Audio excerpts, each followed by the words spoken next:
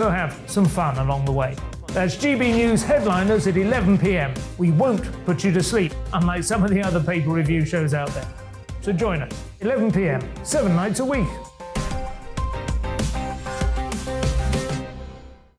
I'm Mark White. As GB News Home and Security Editor, I cover those key issues that are so important to you. Are authorities, our communities doing all they can to combat violent crime? With the public services under unbearable strain, why are we still failing to control our borders? Defence, the first priority of any government, has been continually hollowed out. Can we trust our politicians to protect the armed forces? Join me, Mark White, on GB News.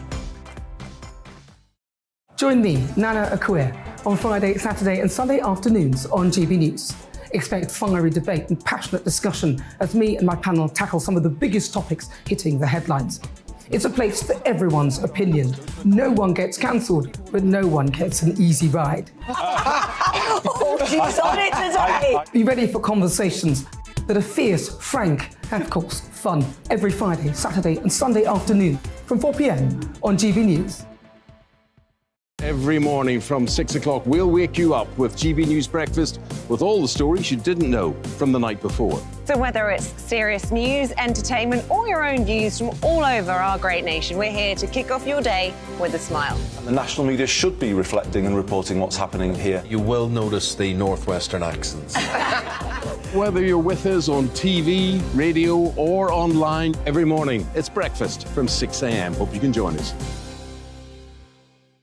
Every Saturday at 2 o'clock, join me, Darren Grimes, for Real Britain. I'm not afraid to give you a platform and say it how it is. Come on, make the case. Something like this is very, very important to people. And we're always up for a laugh on this show. God, honestly, you'd think there were no problems in the world. Real Britain, every Saturday on GB News.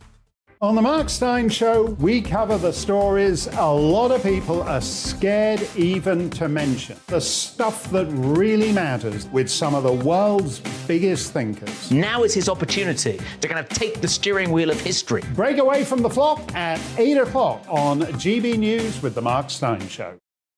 We are GB News. And we'd like to say thank you to each and every one of you for helping our great nation find its voice. We're absolutely everywhere. Across England, Scotland, Wales and Northern Ireland. On TV, on radio and online. We're proud to be the People's Channel, Britain's news channel.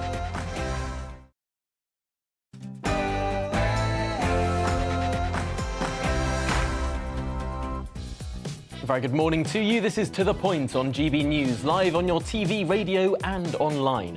I'm with you until midday with a show jam-packed full of all of today's biggest stories, lots of discussion and, of course, expert guests. So make sure you get in touch across it all. Your views are very welcome on gbviews at gbnews.uk. We'll be getting to those throughout the show, but first, here are the latest headlines.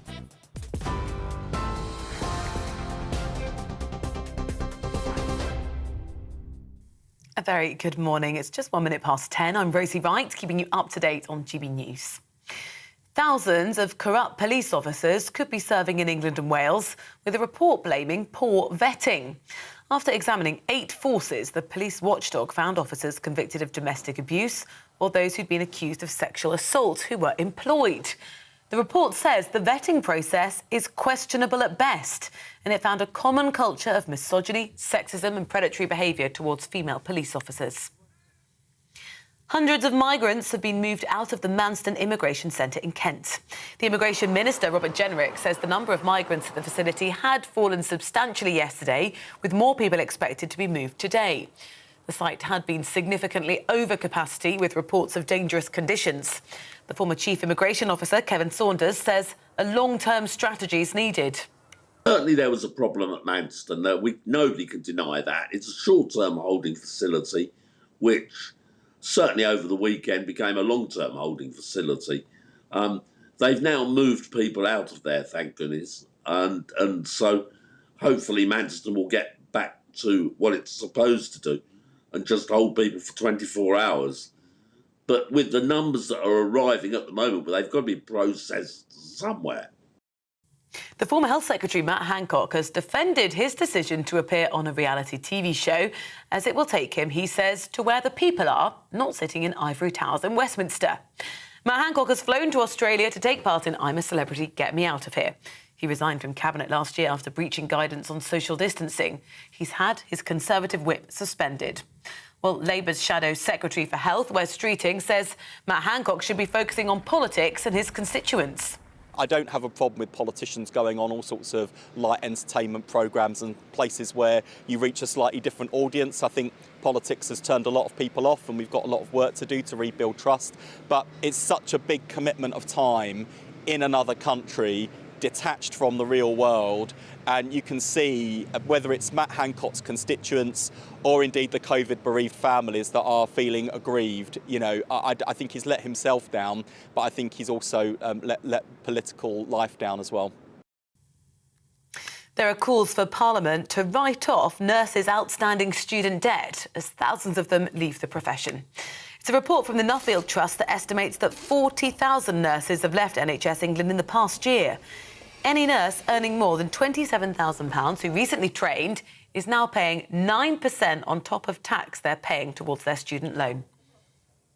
The number of referrals of children in England to social services is at its highest level for 8 years. Government figures show that the number of referrals of children in England is at a record high. Meanwhile, social care leaders have warned they cannot continue to do this on the cheap.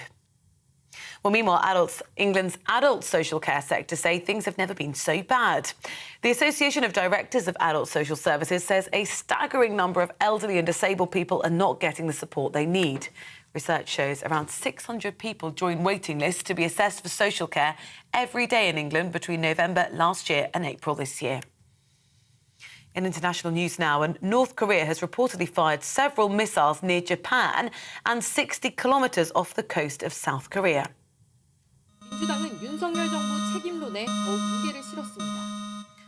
South Korea issued alarms after the launch for residents to take cover. North Korea fired the missiles following South Korea and US military collaborations. The South Korean president vowed that North Korea would pay a price, and they launched 3 missiles in response. Now, the price of basics like tea, sugar, milk have risen significantly over the last month. Food inflation reached a record high of 11.6%, with the price of fresh foods rising the fastest. The British Retail Consortium says costs were pushed up due to higher costs of ingredients, energy and worker shortages. Royal Mail workers will stage 2 48-hour strikes in an ongoing dispute over pay, jobs and conditions. Well, the strikes have been scheduled around Black Friday and Cyber Monday at the end of this month. A pay offer by Royal Mail worth 9% over 2 years was described by the union as a surrender document. They say industrial action will continue in the run-up to Christmas unless the dispute is resolved. You're up to date now on GB News. I'll bring you more across the day. Now, back to Tom.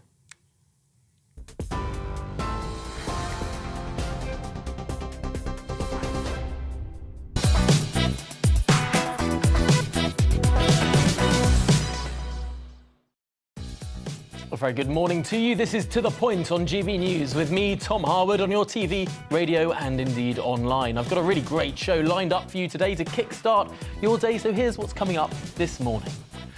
Just the latest news. The Prime Minister, Rishi Sunak, will be attending COP26 in Egypt. This stupendous U-turn is announced in the last couple of minutes. It comes after the former Prime Minister Boris Johnson will be attending as well. Sunak faces his second ever Prime Minister's Questions later on today. You can watch it live on GB News at midday. Before that, we'll be asking how prominently will the Home Secretary's emails, the migrant crisis, Matt Hancock's jungle trip, or indeed COP27 feature in those questions.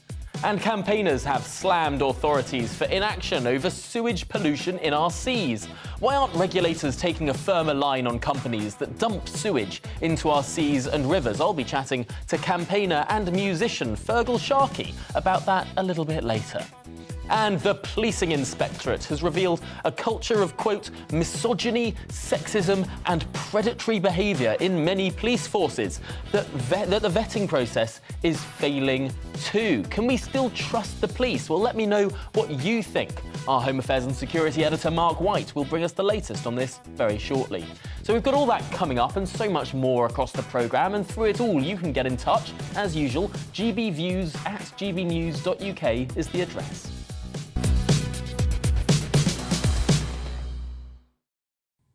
Well, let's get more now on this latest news, as I say, dropping in the last couple of minutes, that the Prime Minister, Rishi Sunak, will be attending COP27 in Egypt. This, of course, comes after it was announced that the former Prime Minister, Boris Johnson, will be attending too. Rishi Sunak insisted yesterday that the UK will always be a compassionate country. And of course, this follows the Home Secretary's row over the word invasion earlier this week. Well, let's discuss all of these biggest issues with our political reporter Olivia Utley, who is in Westminster for us. And Olivia, first of all, this U-turn on COP27, did it become inevitable? I think it probably did, and I think it's the first real chink that we've seen in Rishi Sunak's armour, as it were. For the last couple of weeks, we've all been talking about party unity. Rishi Sunak, in the end, managed to get an enormous number of MPs behind him in that leadership contest from both the left and the right of the party. And it looked, to all intents and purposes, as though the Conservative Party, when faced with the prospect of electoral oblivion, had finally focused their minds and united behind their leader. But very, very soon, that started to fracture. We saw Alok Sharma, who's recently been dismissed from the cabinet as the COP26 president, speak out very boldly against Rishi Sunak, saying that it was undermining Britain's position as a world leader on green affairs for Rishi Sunak not to attend COP27. Then you have Boris Johnson, who claimed he was going to be helpful to the new Prime Minister, saying that he was going to go to COP27, which seemed to show up Rishi Sunak. So the new Prime Minister, who made what many people felt was a very justifiable decision to skip COP27, another of these big international jamborees, which even Greta Thunberg, for example, isn't going to because she feels it's commercialised. He chose to focus on domestic issues instead. He's now had to make that huge U-turn, which I think shows that that party unity may have been miles wide, but it could be inches deep. I have to say, if Greta Thunberg isn't going, that seems like an incredibly good reason to go. I think it's a very attractive thing for politicians to think wherever Greta Thunberg isn't is where they should be. But I suppose the idea that this is just a couple of days at another international summit. Of course, the Prime Minister is going off to the Maldives in not too long for G20. He goes to G7 summits, NATO summits. He was at, or the former Prime Minister was at the UN as well very recently. Why did it become such a big row to just go to another summit for a couple of days? It doesn't seem like it should be the biggest totemic issue in Westminster. No, perhaps not, but I think in deciding not to go, Rishi Sunak sort of set the precedent that he was more concerned. It could have been an appeal to those MPs on the right of the party. He wanted to show that he was more concerned about domestic issues, that cost of living crisis that's hitting people this winter, than, you know, hobnobbing with international leaders at this big event. I think part of the problem is perhaps that Rishi Sunak has this reputation of being a sort of very rich, sort of international Prime Minister who, you know, there was all that green card furore with him. So I think he wants to show that he is here, he's in Britain, he is focused on the task at hand. And in doing so, he managed to alienate those who think that the best way for Britain to show its credentials as serious about green leadership is for the Prime Minister to be at COP27, which is how it turned into such a big drama in Westminster, and why Rishi Sunak so soon into his premiership has been forced to take what is really quite an embarrassing U-turn. Well, I suppose there's no surprise that this, or perhaps it's understandable why this news dropped at 10 a.m. this morning, because in less than 2 hours, the Prime Minister will be on his feet getting questions from Sir Keir Starmer. This potentially neutralises one issue that the Labour Party leader may well have led on. What else might the Labour Party leader be asking of the Prime Minister this morning?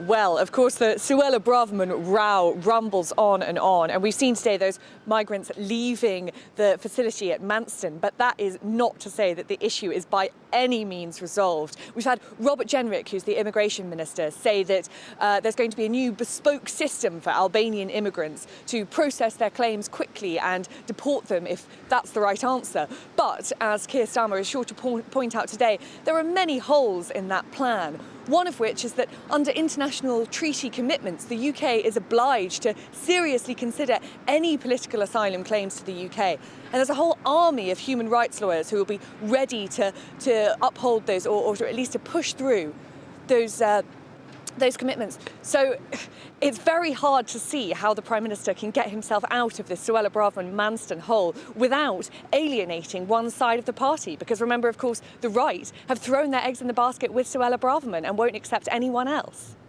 Well, Olivia Utley, thank you so much for all of that latest discussion there by Westminster. Of course, we will be popping back to you throughout the day and, of course, following Prime Minister's questions from midday too. Do not go anywhere. Well, let's discuss more on all of these issues now with Claire Pearsall, a former Conservative advisor and a Conservative councillor.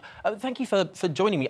Firstly, we didn't discuss it in the last few minutes, but I am astounded. I can't remember quite the last day that a backbench MP was on the front page of just about every single newspaper. I mean, he's on the front page of the Metro, he's on the front page of the Daily Star, he's on the front page of the Guardian, he's on the front page of the Daily Telegraph, of the Daily Mail.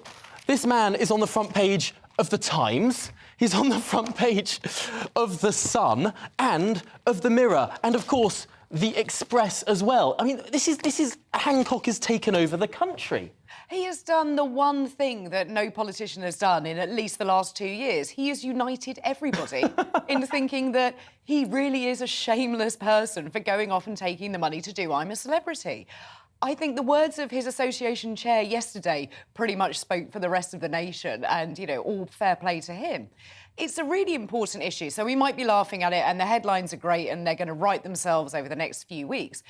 But it's his constituents I feel really sorry for. Their representation is going to be sitting in a jungle, not contactable by anybody, and that's not what his job is. It's interesting when we explore what the job of an MP really is, because this is something that has changed over time. I mean, when the concept of Parliament was sort of being formed, and it was almost like a sort of gentleman's club where people might turn up to vote if they so wanted, and the representation aspect was really just about going through those voting lobbies. But I suppose these days, being MP, many people see it as more sort of like a sort of councillor service to people, to constituents. But there isn't any formal ruling in terms of how MPs must behave. I suppose they're judged by their constituents once every 4 or 5 years.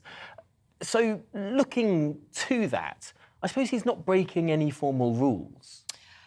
Well, no, I mean, formal rules aside, I think it is the expectation that your MP is there to represent you in Parliament. So if you're going to take that duty, he is there to vote on certain things, he is there to raise issues on the floor of the House, attend debates, write questions, and there's that side of it. But there's also now people need help with getting through the bureaucracy of local councils, different government agencies, and just any problems that they have that they're at the end of their tether with. And that's what you see. Normally MPs were the last port of call, and now pretty much they are the first. So whilst he is out there allegedly raising awareness of dyslexia, which is noble in itself, he could do that from home, and he could do that with charities in his own constituency. It is interesting. I suppose we're inevitably going to hear some very bad jokes about this in Prime Minister's questions today. If you were sitting in Sir Keir Starmer's seat, if you were about to stand up at that opposition dispatch box, what would you lead on this afternoon? Oh, I mean, it begs to have a joke about kangaroo appendages and all of those kind of creepy crawly jokes. I think you have to go down that route to start with. There are some really serious issues facing the country, and I think the cost of living crisis, what's going to happen in the fiscal statement. But I think that he would be sensible to surround it by a little bit of lightheartedness, just to see how Rishi Sunak deals with that, because we've not really seen that side of him yet. So it would be quite interesting to see what sort of sense of humour he's got. It's quite funny because these two individuals who are now leading the two biggest parties in our country are in some ways quite similar. They're both trying to be the sort of centrist, relatively boring, moderate option, the person there to steady the ship, trying to unite their parties, some might say. Really, it's like we're sort of looking at two individuals who are standing in a mirror against each other. These are two people who at least profess to be representing very similar things. They do, and it's that kind of serious chief executive role that they both take. And we need a little bit of stability, and I think after the personalities that we've had previously, this is much needed. But they don't really have much difference. So I think you need to be able to have that. You need to be able to let your personality shine, and that's what we see. And Prime Minister's Questions is just theatre. It isn't the serious business of the House, really. But everybody's going to be watching it for this reason. So I think we need to take a leaf out of someone like the Daily Star's book and come up with some headline-grabbing quotes, which I'm sure you'll hear later. The Daily Star has dubbed Matt Hancock as creepy, crawly Coco. People might remember during the pandemic, Matt Hancock became Coco the Clown on the front page of the Daily Star. The Daily Star has seemed to be having a very, very good couple of weeks. Of course, they popularised the Liz Lettuce dichotomy, who would outlast each other. I suppose these are the sort of memes that do sort of rest themselves in the forefront of people's minds, potentially people who aren't always fixated on politics. This sort of stuff does percolate.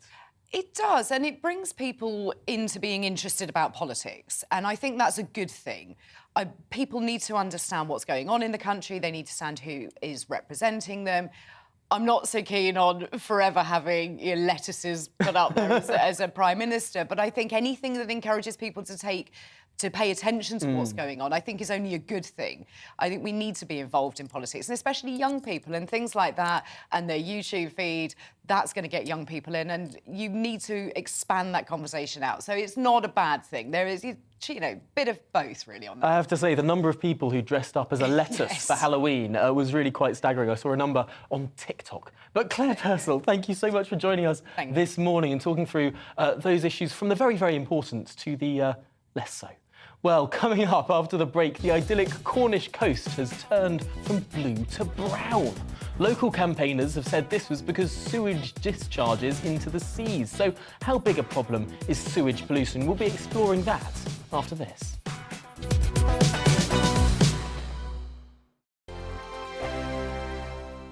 Every morning from 6 o'clock, we'll wake you up with GB News Breakfast with all the stories you didn't know from the night before. So whether it's serious news, entertainment, or your own views from all over our great nation, we're here to kick off your day with a smile. And the national media should be reflecting and reporting what's happening here. You will notice the northwestern accents.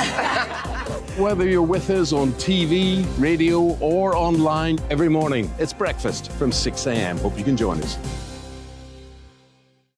I'm Dan Wootton. Join me Monday to Thursday from 9 to 11 for the feistiest and most fun news debate on TV, where free speech reigns. I'll bring you a sharp take on the day's biggest stories, bombshell newsmaker interviews, and A-list guests. And I guarantee you, no spin, no bias, no censorship, and no reason to go to bed. That's Dan Wootton Tonight, Monday to Thursdays from 9 on GB News. Hello, I'm Simon Evans. Join me on GB News for Headliners at 11 p.m, where I'll be joined by two of the country's top comedians as we take a look at tomorrow's newspapers tonight. If it's a big story, we'll be covering it, I guarantee, but we'll also have some fun along the way. That's GB News Headliners at 11 p.m. We won't put you to sleep, unlike some of the other paper review shows out there. So join us, 11 p.m, 7 nights a week. Hello there, it's Eamon Holmes here from Breakfast on GB News. We're not just on your television and your screens, We're on DAB plus digital radio, so you can listen to your favourite shows on the move. If you've not yet listened to GB News Radio, it's very simple. We're on your radio player and TuneIn apps, on your smart speaker, phone or tablet, or online at gbnews.uk. Take us with you wherever you go. GB News Radio. You never have to miss a moment of the People's Channel.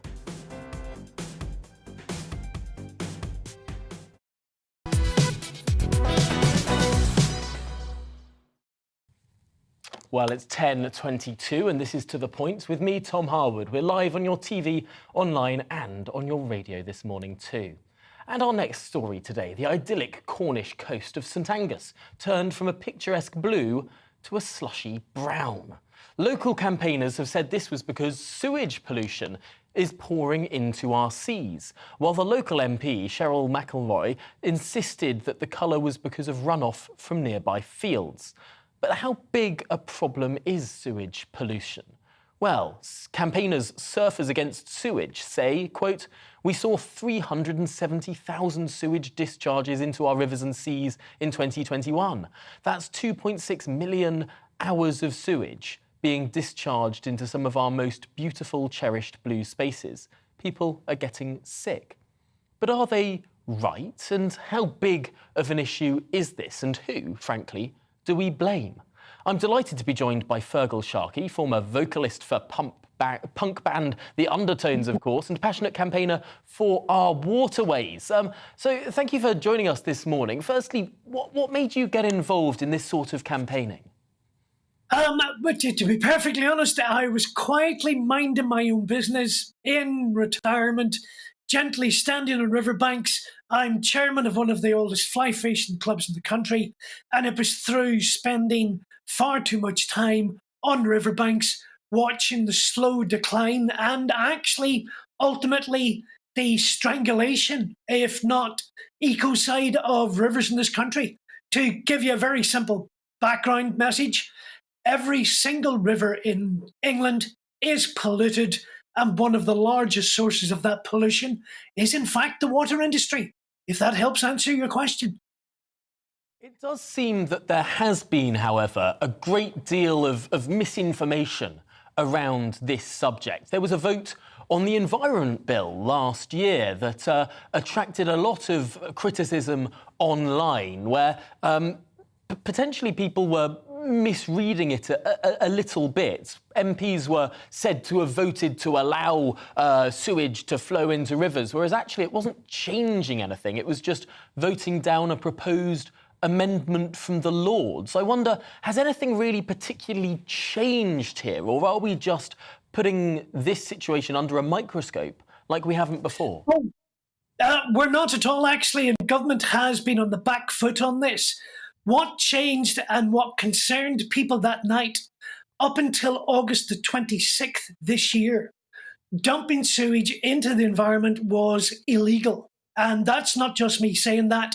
The UK government was taken to the European Court of Justice in 2012, and the court ruled that what was happening in the UK was illegal and that sewage should not be dumped into the environment outside of exceptional situations. Now, it's a bit of a technical language, but in reality, what that means, think Noah's Ark floating down the middle of the M1, collecting animals 2 by 2. So on the morning of Friday, the 26th of August, it was fundamentally illegal for water companies to dump sewage into the environment.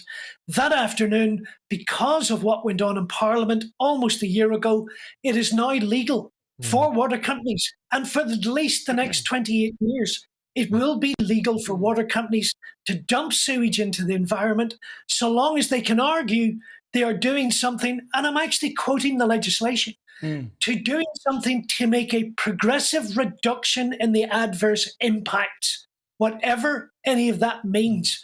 If anybody has been duplicitous in all of this, I'm afraid the burden of that guilt lies at the feet of government.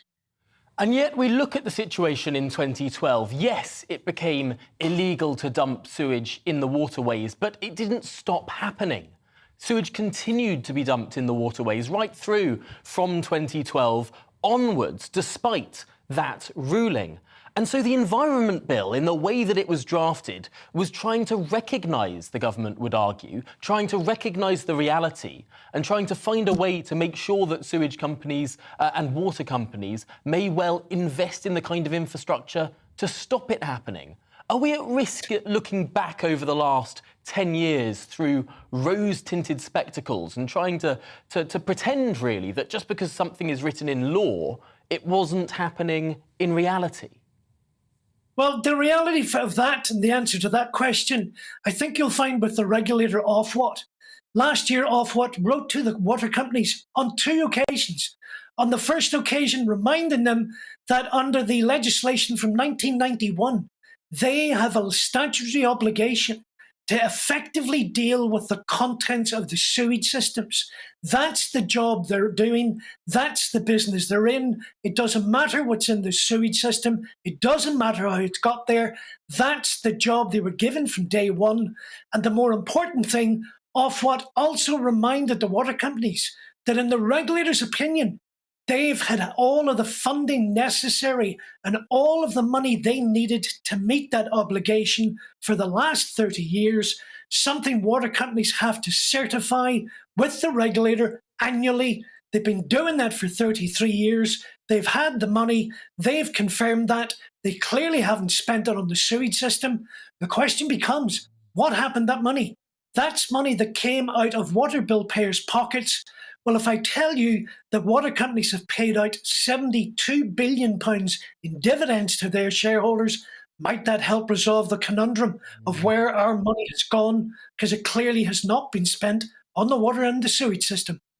And yet, clearly, there has been more investment in our waterways over the last 20 years than over the previous 20. There has been a considerable uptick in investment, perhaps not in the sewage system, but in other elements of water infrastructure. And it is, I suppose, an unfortunate truth that this country does, in huge part, rely on Victorian infrastructure to deal with sewage and the like. I just wonder, how realistic is it to expect that in any short order at all things can be turned round? Is it not more realistic to expect, as the Environment Bill does, in the way it was passed last year, that this will take time to turn around? Well, let me remind you and explain something. We have as much a Victorian sewage system as our road systems are Roman. There is about, in reality, I'm told, about 20% of our sewage system goes back to the Victorians. The truth is, the water industry has massively underinvested. What you're actually witnessing is a complete failure of political oversight, a complete failure of regulation, and an industry that has gamed the system to their advantage. When water companies talk about investment, let me remind you, it is rarely, if ever, that water companies' shareholders make any investment in infrastructure at all. Like government and the Environment Bill now legalising the dumping of sewage, it has actually, government have now quietly announced water bills going up by £12 per year. It is the customers are going to have to pay to solve this, and we've already paid for it. It's confirmed by the regulator. We're now being asked to pay for this twice. The water companies have been paid and paid out to their shareholders £72 billion in dividends, and as the Financial Times called it, it is nothing more than an organised rip-off, and that's a sentiment I have to agree with completely. Well, Fergal Sharkey, it's been a fascinating conversation. Thank you so much for joining us here on To The Point this morning. Really, really interesting stuff to go through there. And of course, for everyone listening, if you agree or disagree with anything that was said, please do write in. gbviews@gbnews.uk is the address.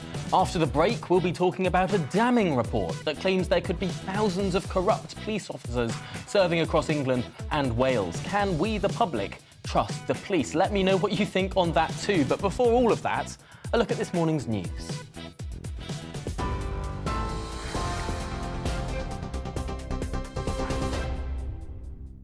Good morning, it's 10:31. I'm Rosie Wright, keeping you up to date on GB News. Thousands of corrupt police officers could be serving in England and Wales, with a report blaming poor vetting. After examining 8 forces, the police watchdog found officers convicted of domestic abuse or those accused of sexual assault who were employed by the force. The report says the vetting process is questionable at best, and it found a common culture of misogyny, sexism and predatory behaviour towards female police officers. More migrants are expected to be moved from the Manston Processing Centre in Kent after hundreds were relocated yesterday. 4,000 people were reportedly held at the site, which is supposed to have had a maximum capacity of 1,600.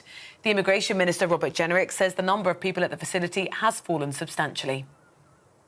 The Prime Minister's reversed his decision on the COP27 climate summit, saying he will now attend the event in Egypt next week. Well, it comes as a new poll reports that nearly 6 in 10 people think the government's not doing enough to tackle climate change. More than a third also say the UK needs to do more to support poorer countries to tackle it, an issue that will be discussed at the conference. The former Health Secretary Matt Hancock has defended his decision to appear on a reality TV show.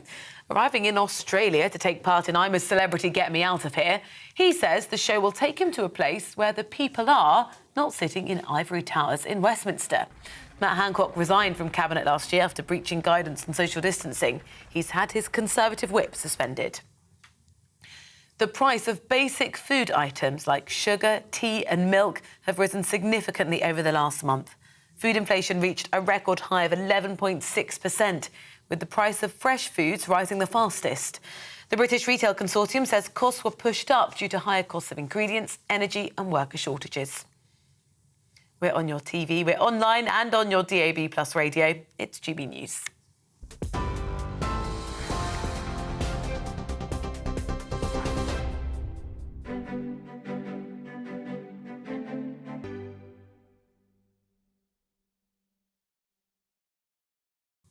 Here's a quick snapshot of today's markets. The pound will buy you $1.1498 and €1.1605.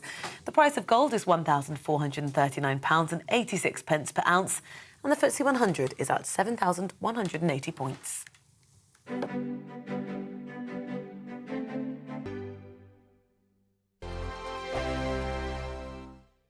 Hi there, it's Stephen and Anne. At breakfast from 6 a.m, you'll always be caught up with everything you need to know, the latest headlines, opinions and debates. We'll bring you the good news and the bad, but most of all, we're here for you. Remember, send in your views and let us know what you would like us to talk about. That's because we're your news channel. And every morning at 6 a.m, it's breakfast on GB News. We are GB News, and we'd like to say thank you to each and every one of you for bringing us your conversations, for helping our great nation find its voice. We are here for you on radio, television, and online, across England, Scotland, Wales, and Northern Ireland. It's not the BBC, you actually get your facts right. We are proud to be GB News, the People's Channel, Britain's news channel. Join me, Nana Akua, on Friday, Saturday and Sunday afternoons on GB News. Expect fiery debate and passionate discussion as me and my panel tackle some of the biggest topics hitting the headlines. It's a place for everyone's opinion.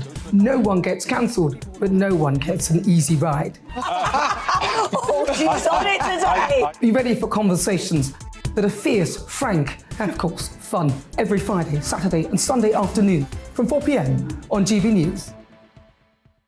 On Mark Dolan tonight, we have a simple plan, which is to inform, stimulate and entertain in equal measure. It's all about getting your opinions on the national television airwaves. I love my viewer emails, mark@gbnews.uk. So do join me every Friday, Saturday and Sunday for big guests, big opinions and a big presenter. 6'5", don't you know? See you then on GB News.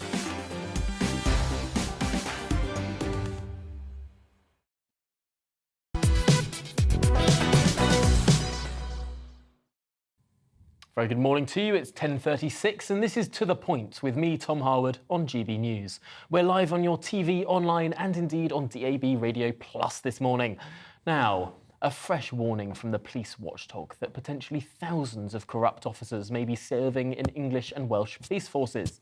The new report claims poor police vetting standards found a culture of misogyny, sexism and predatory behaviour towards female police officers, staff and members of the public. They say it's prevalent in many forces. Inspector of the Constabulary Matt Parr says, quote, "The chances of someone like Sarah Everard's murderer Wayne Couzens getting a job as a police officer would have been clearly reduced if measures to improve screening checks had been put in place earlier." Well, let's talk about this in more detail now with Mark White, our Home Affairs and Security Editor. And Mark, how significant is this report? Well, there's no doubt it's significant, though. I think it's important to get across that this is one of a series of reports. So after the appalling murder of Sarah Everard at the hands of a serving Metropolitan Police officer, PC Wayne Couzens, there were a number of reports commissioned and they've all been coming back in recent weeks. So it gives the impression that really our police forces are just filled with bad cops who should never be in that position.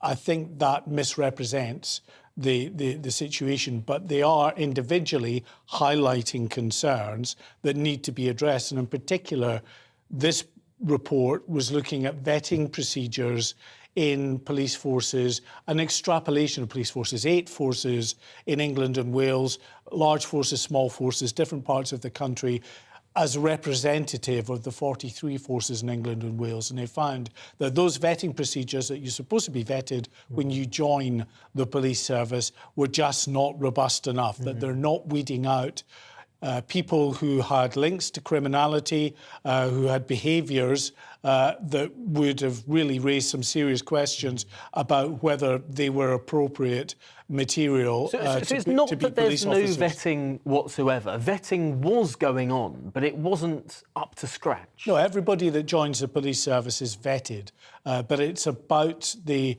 robustness of those vetting procedures and whether they are actually, at the end of the day, being robust enough in the questions they're asking and the decisions they're making about who should be allowed to become a police officer. And normally, as I say, you're vetted when you apply to join the police, then you're vetted, or that vetting is reviewed after 10 years in service. So every 10 years, it's supposed to be reviewed. If you're in a particularly sensitive job, every 7 years, then that vetting is supposed to be reviewed. But the Inspectorate of Constabulary in their report found hundreds of examples of the vetting procedures where they had really serious questions about whether these individuals should have been appointed to the position of a police officer. One individual in particular, there was intelligence. Now, this is not a conviction in the court, but intelligence that points to the fact that a particular individual was breaking into people's homes and demanding jewellery from them, that had been involved in car chase, that had been involved in drug supply. As I say, that's intelligence, but enough to raise, of course, very serious alarm bells amongst those who are vetting an individual and deciding. Other cases were people who are linked to those involved in organised crime, or just criminals in general.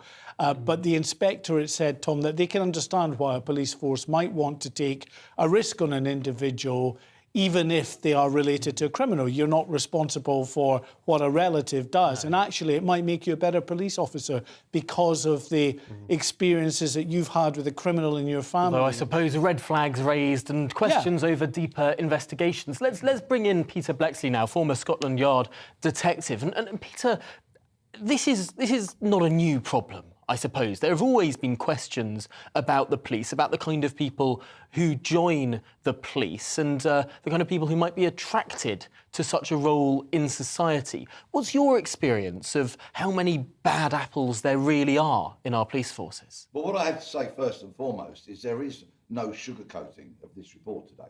It is utterly catastrophic. It fails the good police officers, of which there are many, many thousands, and it manifestly fails the public. It is appalling, truly appalling. People from organised crime have been trying to infiltrate the police ranks for many years. It's a very good tactic for serious and organised criminals to do. Get one into the cops, get one of their own into the police service so they can feed back intelligence about operations, about what the police know, about ongoing investigations.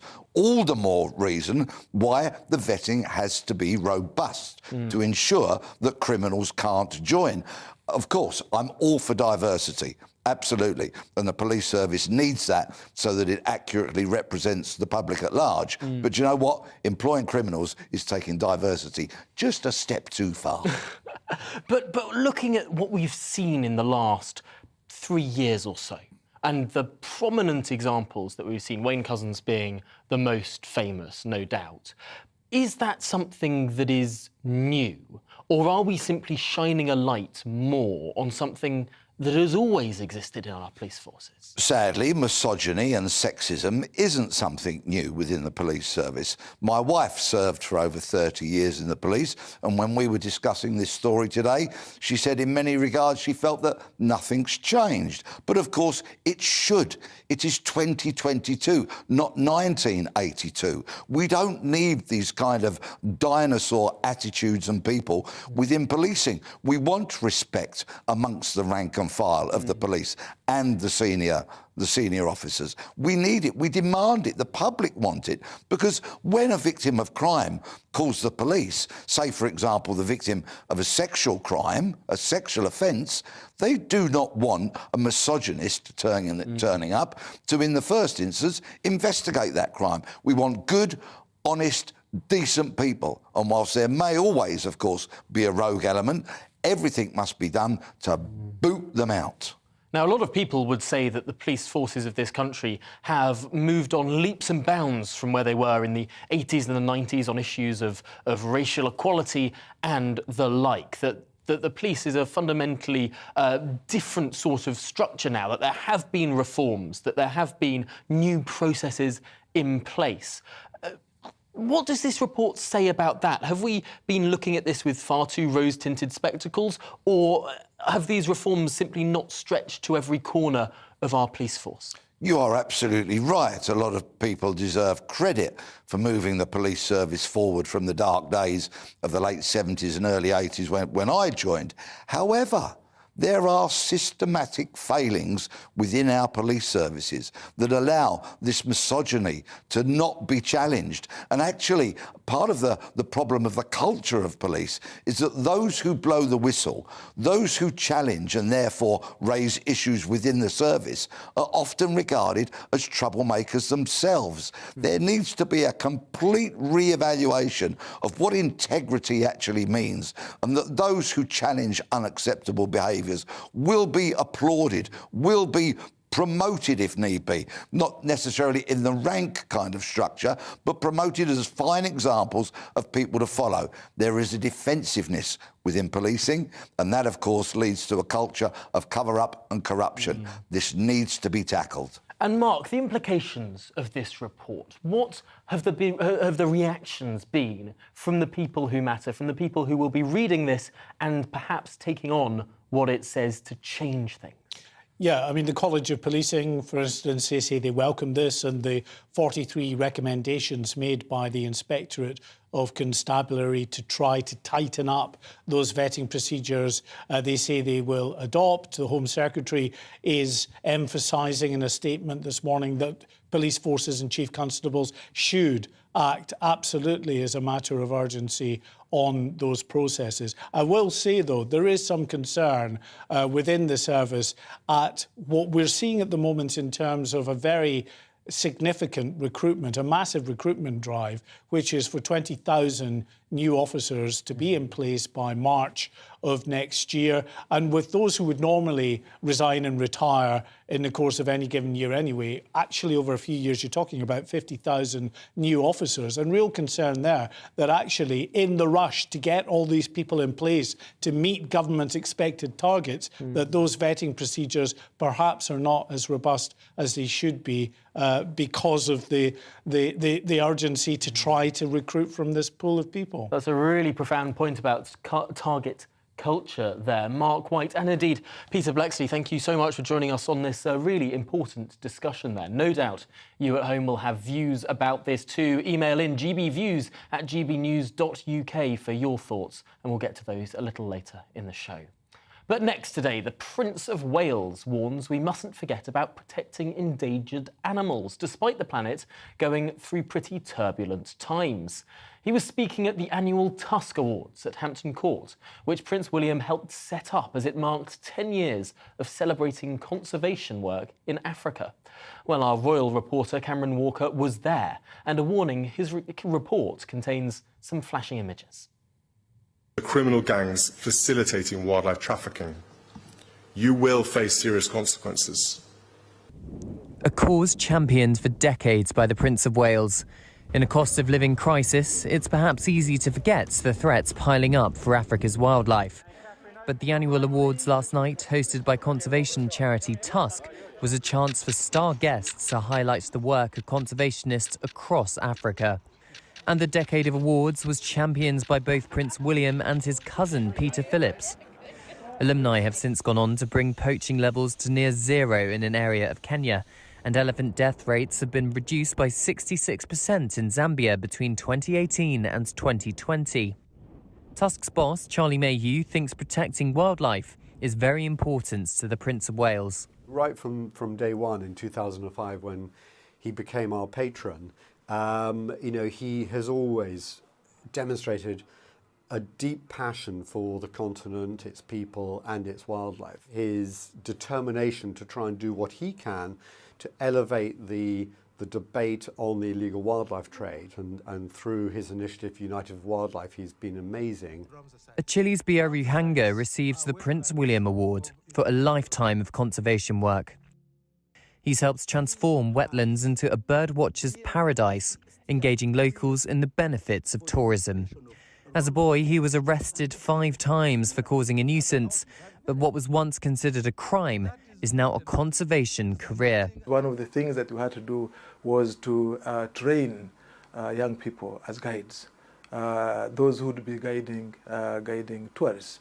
And now it is a movement. Other people have taken it over, and it is providing employment to many young men and women who are deriving benefit out of that.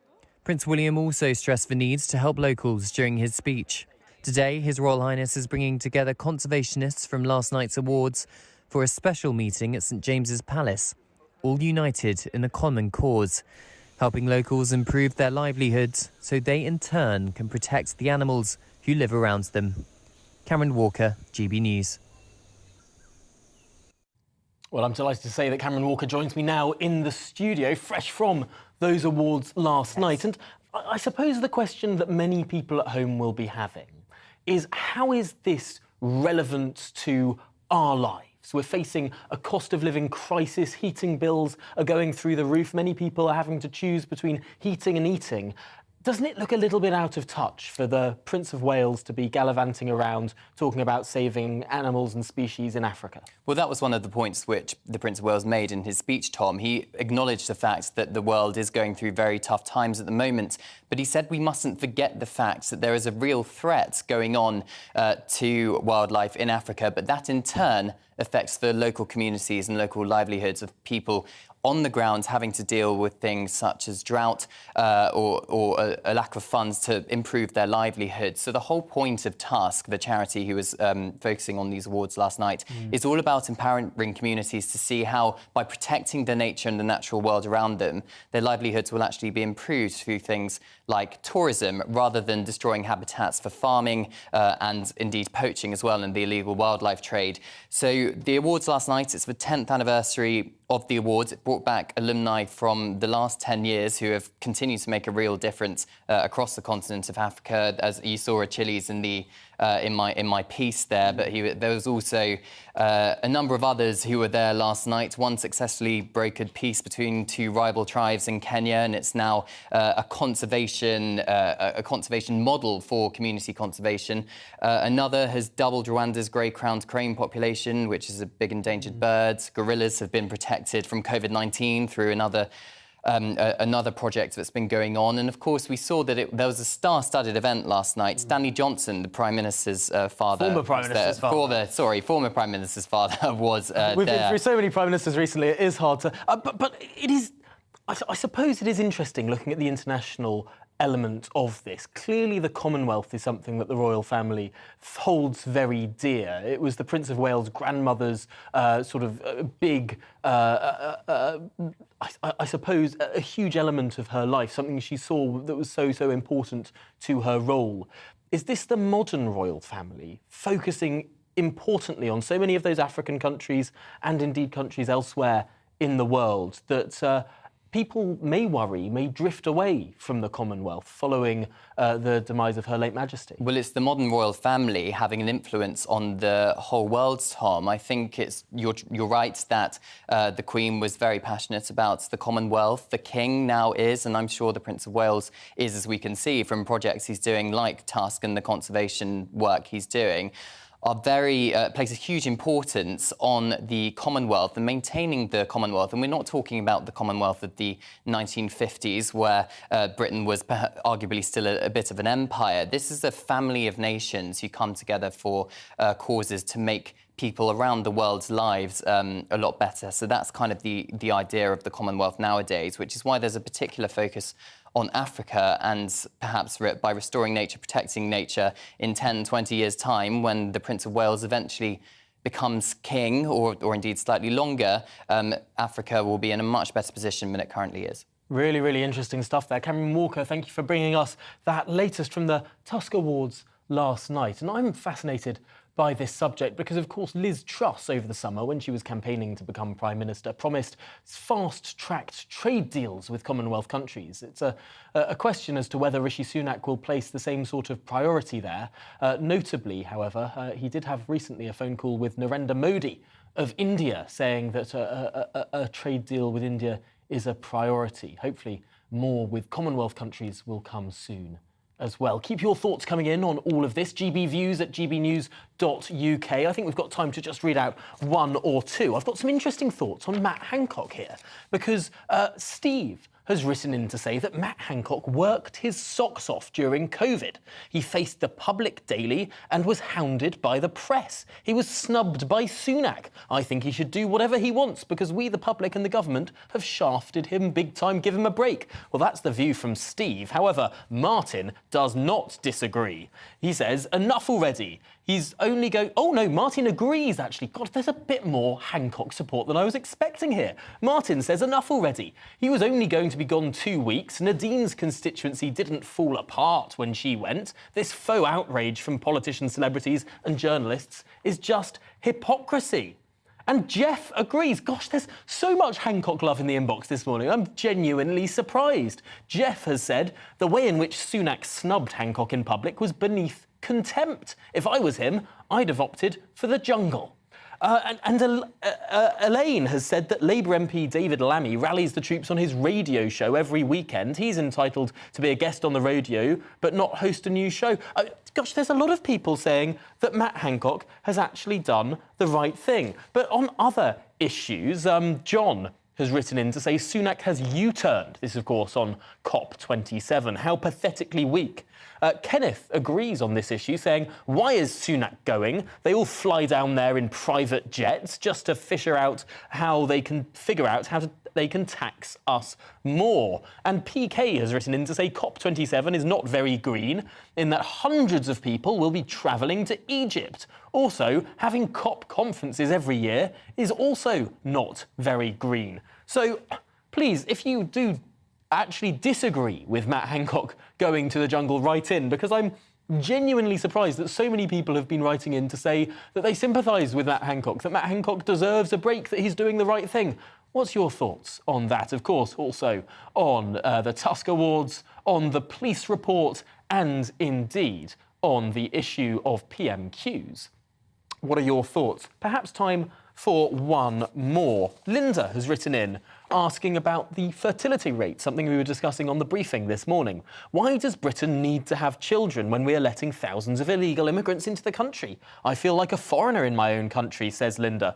Well, I suppose some people would argue that the pressures of migration, the political pressure to have more migration, would be less if people were having enough children to replace the population as it stands. Again, fascinating to read all of your views, and we'll get to more of those and indeed many of today's top stories after the break. Hello, I'm Aidan McGivern from the Met Office. More lively weather to come today, with further bouts of heavy rain moving in from the west, accompanied by strong gusty winds, and then further heavy showers following that. An area of low pressure currently deepening to the west of the UK is on its way. It's already bringing that wet weather into Northern Ireland, Western Scotland, as well as parts of Wales and Western England. And really things are going to get wetter and windier as Wednesday afternoon begins. The heaviest of the rain affecting Northern Ireland, southwest Scotland, northwest England, parts of Wales.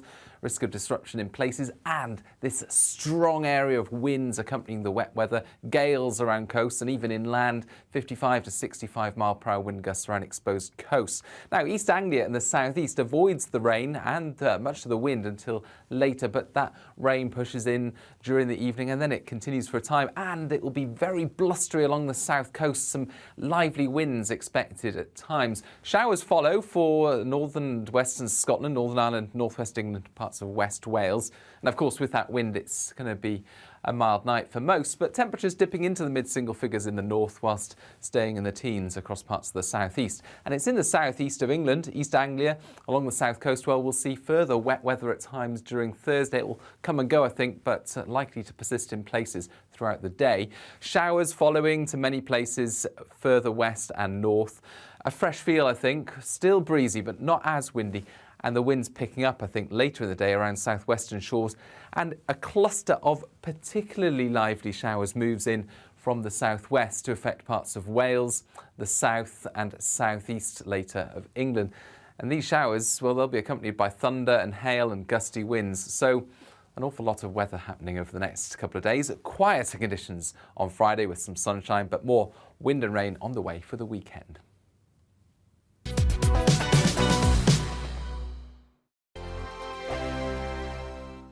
Join my show Farage, 7 p.m. till 8 p.m. Monday through Thursday, and there you will get opinion, analysis, debate, and I'll cover stories that nobody else dares to touch. You've been cancelled. Join the club.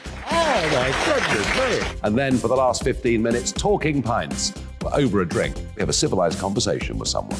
We very often disagree, but we do it in a grown-up way. Come and join me on Farage.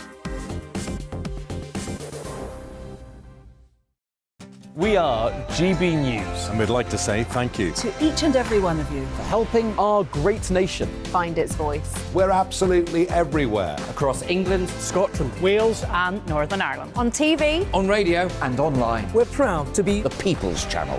Britain's News channel. On the Mark Steyn Show, we cover the stories a lot of people are scared even to mention. The stuff that really matters with some of the world's biggest thinkers. Now is his opportunity to kind of take the steering wheel of history. Break away from the flop at 8 o'clock on GB News with the Mark Steyn Show. Every Saturday at 2 o'clock, join me, Darren Grimes, for Real Britain. I'm not afraid to give you a platform and say it how it is. Come on, make the case. Something like this is very, very important to people. And we're always up for a laugh on this show. God, honestly, you'd think there were no problems in the world. Real Britain, every Saturday on GB News. Hello, I'm Michelle Dewberry, and you can join me every weekday 6 till 7 on Jubes and Kerr. Me and my panel will get stuck right into the day's events, and I can tell you, in fact, I can warn you, expect some robust debates, some strong opinions and perspectives from both sides of the fence. It's about you at home as well. I love to read out all of your comments, or at least as many as I can. So join me, Michelle Dewberry, Monday to Friday, 6 till 7 on Jubes and Kerr.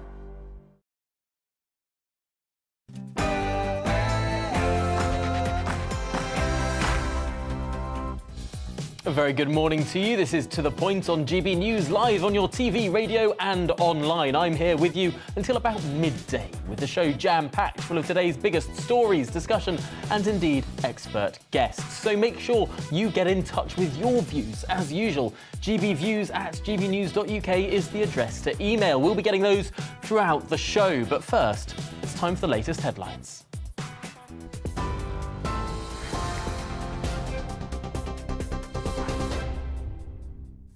A very good morning to you. It's 11 o'clock. I'm Rosie Wright, keeping you up to date on GB News.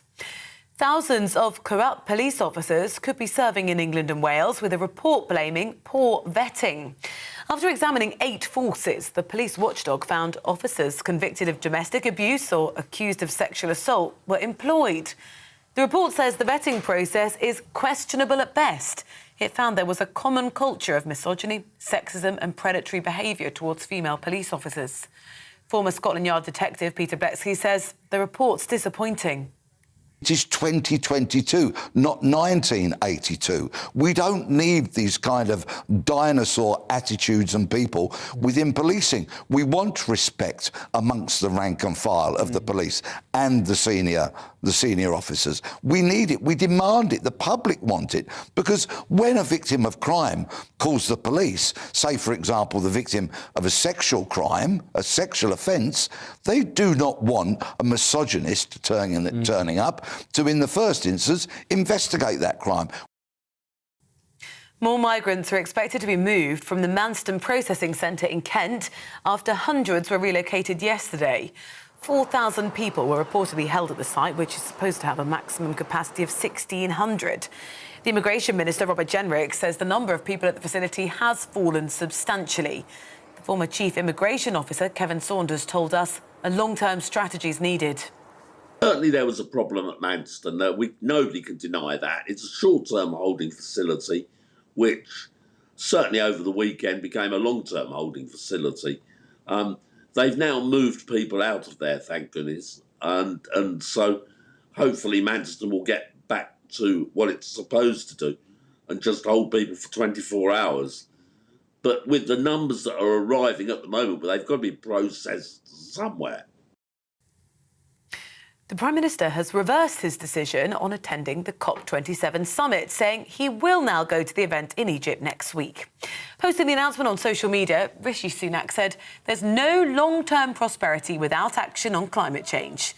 Well, a new poll found that nearly 6 in 10 people think the government isn't doing enough to tackle global warming. More than a third also say the UK needs to do more to help poorer countries tackle the problem. The former Health Secretary, Matt Hancock, has defended his decision to appear on a reality TV show. Arriving in Australia to appear on I'm a Celebrity, Get Me Out of Here, he says the show will take him to a place where the people are, not sitting in ivory towers in Westminster. He resigned from Cabinet last year after breaching guidance on social distancing. He's had his Conservative whip suspended. Labour's Shadow Secretary for Health, Wes Streeting, says he should be focusing on politics and his constituents. I don't have a problem with politicians going on all sorts of light entertainment programmes and places where you reach a slightly different audience. I think politics has turned a lot of people off and we've got a lot of work to do to rebuild trust. But it's such a big commitment of time in another country, detached from the real world, and you can see whether it's Matt Hancock's constituents or indeed the COVID-bereaved families that are feeling aggrieved. You know, I think he's let himself down, but I think he's also let political life down as well. The number of referrals of children in England to social services is at its highest level in 8 years. That's according to government figures. Meanwhile, social care leaders have warned they cannot continue to do this on the cheap. The price of basics, food like sugar, tea and milk, have risen significantly over the last month. Food inflation reached a record high of 11.6%, with the price of fresh foods rising the fastest. The British Retail Consortium says costs were pushed up due to higher costs of ingredients, energy and shortages of workers. Royal Mail workers will stage 2 48-hour strikes in an ongoing dispute over pay, jobs and conditions. The strikes have been scheduled around Black Friday and Cyber Monday at the end of this month. A pay offer by Royal Mail worth 9% over 2 years was described by the union as a surrender document. They say industrial action will continue in the run-up to Christmas unless the dispute is resolved. You're up to date on GB News. I'll bring you more as it develops. Now, back to Tom.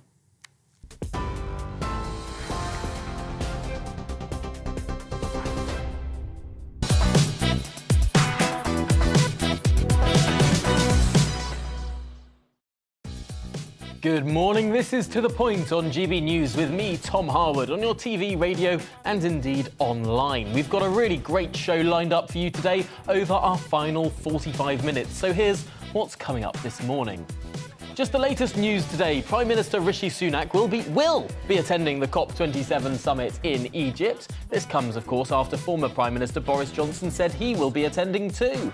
Sunak faces his second ever Prime Minister's Questions at midday today. You can watch it live on GB News. Before that, we'll be asking how prominently will the Home Secretary's emails, migrant crisis, Matt Hancock's trip to Australia, or indeed this COP27 U-turn feature. Also today, the Policing Inspectorate has revealed a culture of misogyny, sexism and predatory behaviour in many police forces, and that the vetting process is failing. Can we still trust our police? Let me know what you think, and we'll be talking to the author of this report very shortly, so do get in touch. Later on today, the Defence Secretary Ben Wallace will face questions from MPs on the UK's contributions to NATO, but also the potential escalation in Ukraine. The autumn budget will reveal whether the government is committed to increased spending on defence to 3% of GDP by 2030. Will they? Well, we've got all of that coming up and so much more across the programme, and do get in touch with your views as usual with GB Views at gbnews.uk.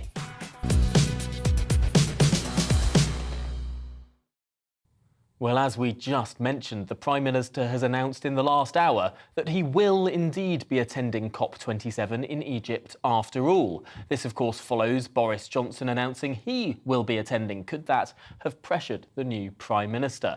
Rishi Sunak has insisted that he will always be a compassionate Conservative. So could this also be featuring into his image calculations? It, of course, follows the scandal over small boats in the Channel and, indeed, the Home Secretary's rather assured performance on Monday evening in the Commons too.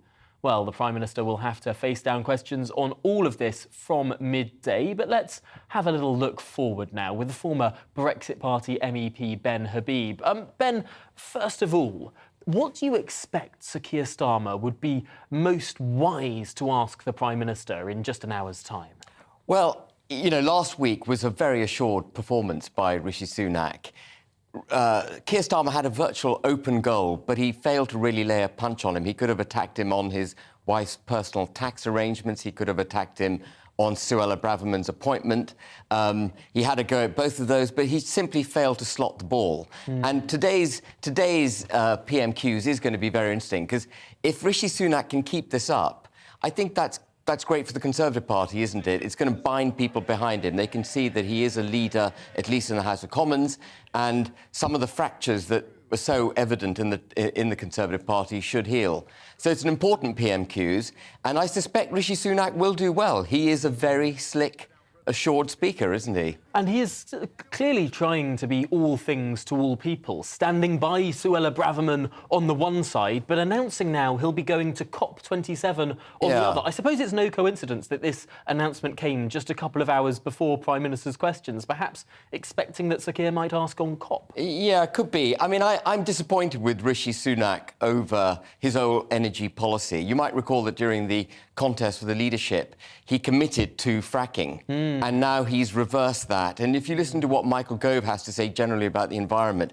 it seems to be that they're accelerating with this net zero agenda, which we've got to remember is going to cost the Treasury £1.4 trillion between now and 2050. That's their estimate. You know, that's not some third-party estimate. And if there's any enemy for levelling up, if there's any burden associated with the cost of living crisis, none could be bigger than this drive to net zero. And it seems peculiar to me that at a time when the country is facing such financial difficulty, the Prime Minister seems so obsessed with this particular topic. Going to COP27, I think politically, is also bad for Rishi Sunak. And the reason I say that is he said he wasn't going to go. And for goodness sake, we've had enough prime ministers who keep U-turning. You know, he should have stuck firm. He should be seen to be in the UK dealing with the massive number of domestic issues that we now face, rather than going off to what I regard essentially as a virtue signalling gathering, attended at vast cost by people from across the globe, you know, emitting goodness knows how many carbon emissions in order to get there, you know. I wonder how much air conditioning there'll be in the deserts of Egypt too. But I wonder, it's a really important point you raised there about U-turns, because, of course, the last Prime Minister became famous for her repeated U-turns. And indeed, in the latter days of the Boris Johnson administration, those U-turns became so regular that ministers felt like they couldn't defend the government on television if the policy would change 5 minutes later. This is a real problem for governance and for unity. And it's not just COP. The Prime Minister, as you rightly say, has U-turned over his position on fracking. He U-turned on his position over charging for GP appointments. He U-turned over his position on dealing with asylum seekers offshore on boats. I mean, this seems like a Prime Minister who is really racking up the U-turns. He is, and you know, it's vintage. You say in the latter days of Johnson's administration, but actually Johnson U-turned right from the beginning on many, many subjects, including lockdown, saying, you know, we wouldn't lock down, then of course we locked down. And that was the single biggest burden for the economy ever created in history.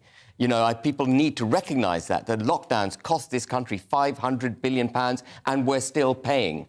The cost of living crisis comes straight out of that. Sorry, I've slightly gone off piece there, but it's a point that I think is important to make. But the thing on U-turns is really, really important. We need a government that will lead. We need a government that has a vision for the United Kingdom, that can stick consistently with that vision, has a plan, implements that plan, and sees it through. If you U-turn every 5 seconds, you can't have any joined-up thinking for where the country's going. It is fascinating. It seems like the last government that didn't really U-turn at all was that of Margaret Thatcher more than 40 years ago. I mean, what's going on in this country when we seem to have both parties skidding all over the place, trying to chase after some mythical median voter? Have we lost the concept of principle in politics? Well, I think we absolutely have, and certainly the Conservative Party has. It's become a phenomenal campaigning, election-winning machine. But in the pursuit of winning elections, it's lost its ideology. It's lost... It doesn't know what it is. You know, we talked about Suella Braverman. The reason Suella Braverman's in the cabinet is because Rishi Sunak had to keep the ERG happy. And, you know, a conspiracy theorist might even suggest that he slightly weakened her on purpose, having appointed her to that position. You know, is Rishi Sunak behind some of the briefings against Suella Braverman? Query. Gosh. But you know... I've got no evidence for this, by the way. But, you know, what you have is a Conservative Party that has come further and further over to the left, neutering its sort of ideological roots, if you like. Suella Braverman is a throwback to its ideological roots, isn't she? And in that process, it really doesn't stand for a lot, does it? And I suppose the real problem for anyone interested in politics is that there's a mirror image on the other side of the House of Commons. So Keir Starmer stood for the Labour leadership with 10 pledges, whether it was promising nationalisation or free movement with Europe or the rest of it. And on every single one, he's now done a flip-flop. And I suppose the question many people will be asking is, well, if he gets into power, will he flip-flop again on all of these issues? Yeah. You know, and there you go. There you have it. You know, you have an opposition that isn't markedly different to the government. The elections now are basically fought on, well, we're bad, but the other side's even worse. I mean, what kind of political setup is that? No, the country is desperate. I think the country is desperate for a leadership that puts British national interest first, can paint a manifesto that's, you know, for growth, for cutting back, taking control of our borders, cutting back this illegal migration across the Channel, putting national interest first and sticking to it. You know, we've got to stick to our guns. Yes, I think that's a really, really profound point that has really earmarked this entire conversation. The fact that politicians may well say something today, but whether they follow through with it tomorrow seems to be something that we can rely less and less and less on. Absolutely. So we don't know what we're voting for. Well, Ben Habib, it's been a fascinating conversation. Thank you so much for joining me and indeed looking ahead to Prime Minister's questions, which of course is taking place at midday today, just in 45 minutes' time. Stay with us on GB News to catch it all. But also today, counter-terrorism police have taken over the investigation into the firebombing of an immigration processing centre in Dover on Sunday.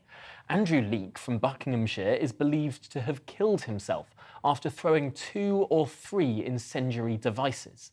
Alice Porter is outside his flat in Woodburn Green. Alice, tell us more about what we know.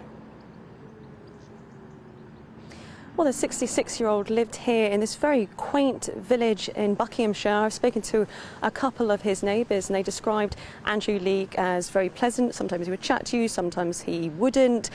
He did suffer from arthritis and so sometimes he'd be a little less communicative in those situations. But people just say he was seemed like a normal person, but he actually did on Sunday a very extraordinary journey and attack. He drove all the way to Dover, which is over 100 miles from here, where he then threw what are believed to be 3 petrol bombs at a migrant processing centre. Now, no one was seriously hurt. 2 members of staff suffered minor injuries, but he then drove on to a nearby petrol station where he took his own life. Now, police say it is likely the attack was sparked by some form of hate-filled grievance, and they say that a search was undertaken at the property behind me, where a number of items of interest were taken. They've also looked on his social media and seen that there was a number of posts which were anti-Muslim in sentiment. Now, counter-terrorism police, which have taken over the operation, say there's nothing to suggest that Andrew Leake was working alongside anybody else. There's no wider threat to the wider community, and that at this stage the attack has not been declared a terrorist incident, although they did stress that they are keeping that under review. So in some ways this seems quite a random attack in many ways, but on the other hand, it's had enormous implications because the migrant processing centre that he went to, the migrants there then had to be moved to the Manston processing centre, around 700 people. Now we know there are significant issues with overcrowding there already, so to add an extra 700 people to a situation which is incredibly sensitive and incredibly volatile is good news that no one else was hurt in the attack, but of course the outcome is not something that I'm sure the government would have wanted. No, it is remarkable, however, that this is not yet being treated as a terrorist incident. It would look to many people to be fairly textbook. Even though it was spectacularly ineffectual, and I suppose, thank goodness, no one other than the perpetrator was seriously injured. Alice Porter, thank you so much for bringing us the very latest there from just outside the home of Andrew Leake, the suspect in all of this. Well, after the break, we'll be talking about the shop price index, which today are releasing the inflation rate of 500 household items compared to this time last year. It's another round of statistics revealing the full extent of the cost of living crisis. We'll be analysing what it all means after this. Hello, I'm Aidan McGivern from the Met Office. More lively weather to come today with further bouts of heavy rain moving in from the west, accompanied by strong gusty winds, and then further heavy showers following that. An area of low pressure currently deepening to the west of the UK is on its way. It's already bringing that wet weather into Northern Ireland, Western Scotland, as well as parts of Wales and Western England. And really things are going to get wetter and windier as Wednesday afternoon begins. The heaviest of the rain affecting Northern Ireland, southwest Scotland, northwest England, parts of Wales. Risk of disruption in places, and this strong area of winds accompanying the wet weather, gales around coasts and even inland, 55 to 65 mile/hour wind gusts around exposed coasts. Now, East Anglia and the southeast avoids the rain and much of the wind until later, but that rain pushes in during the evening and then it continues for a time, and it will be very blustery along the south coast. Some lively winds expected at times. Showers follow for northern and western Scotland, Northern Ireland, northwest England, parts of West Wales. And of course, with that wind, it's going to be a mild night for most, but temperatures dipping into the mid-single figures in the north whilst staying in the teens across parts of the southeast. And it's in the southeast of England, East Anglia, along the south coast, where we'll see further wet weather at times during Thursday. It will come and go, I think, but likely to persist in places throughout the day. Showers following to many places further west and north. A fresh feel, I think, still breezy, but not as windy. And the winds picking up, I think, later in the day around southwestern shores. And a cluster of particularly lively showers moves in from the southwest to affect parts of Wales, the south and southeast later of England. And these showers, well, they'll be accompanied by thunder and hail and gusty winds. So an awful lot of weather happening over the next couple of days. Quieter conditions on Friday with some sunshine, but more wind and rain on the way for the weekend.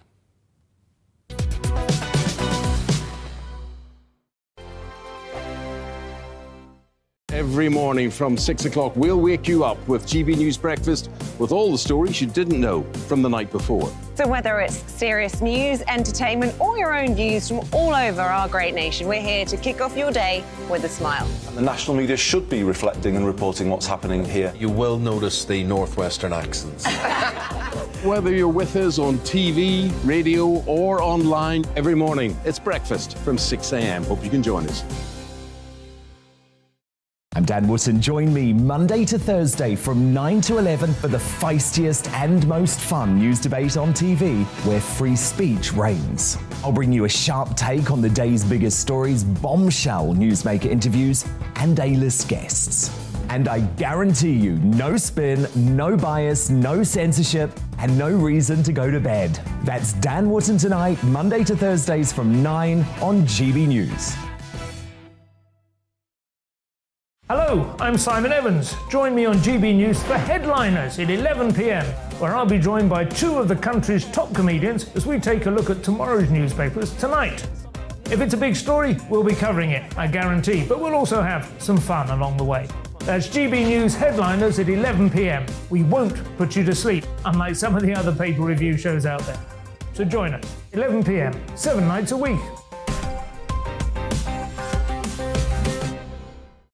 Hello there, it's Eamon Holmes here from Breakfast on GB News. We're not just on your television and your screens, you know. We're on DAB plus digital radio, so you can listen to your favourite shows on the move. If you've not yet listened to GB News Radio, it's very simple. We're on your radio player and TuneIn apps, on your smart speaker, phone or tablet, or online at gbnews.uk. Take us with you wherever you go. GB News Radio. You never have to miss a moment of the People's Channel. Join me, Arlene Foster, for the briefing on GB News. Every Friday at 3 p.m, I'll give you all the latest political news and analysis, and we'll have robust live debate. To make sure that you're caught up on all of the biggest issues of the day, we'll bring on experts in their field. I'll ask the questions that you'd like to ask. We're not afraid to tackle discussions from all perspectives, including yours. Don't forget, the briefing with me, Arlene Foster, every Friday at 3 p.m. on GB News.